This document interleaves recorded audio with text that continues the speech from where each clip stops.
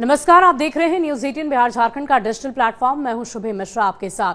हाल ही में दिल्ली के विधानसभा चुनाव हुए और जो रिजल्ट आया वो चौंकाने वाला था। 27 साल बाद बीजेपी सत्ता में आई है और इन सब के बीच आपको मुंह की खानी पड़ी।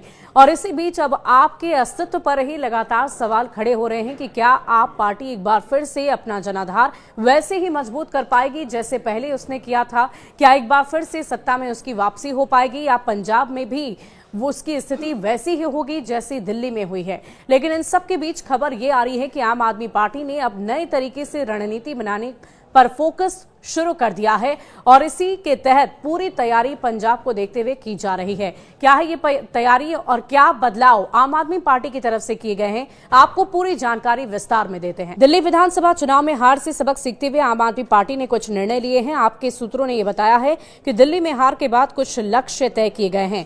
आपने तय किया है कि पंजाब को एक आदर्श राज्य के रूप में स्थापित करना है। पार्टी पंजाब के किले को बरकरार रखने की कोशिश करेगी और पंजाब मॉडल बनाने के लिए शासन प्रदान करना पार्टी की सबसे बड़ी प्राथमिकता होगी। दिल्ली में मजबूत विपक्ष की भूमिका निभाने पर जोर दिया जाएगा। बीजेपी सरकार और उसकी नीति के बाद रणनीति तैयार करने की तैयारी है। आम आदमी पार्टी अब राष्ट्रीय स्तर पर अपने संगठनात्मक विस्तार के लिए कमर कस चुकी है। पार्टी का फोकस गुजरात, गोवा, दिल्ली, पंजाब में संगठन को मजबूत करने पर होगा।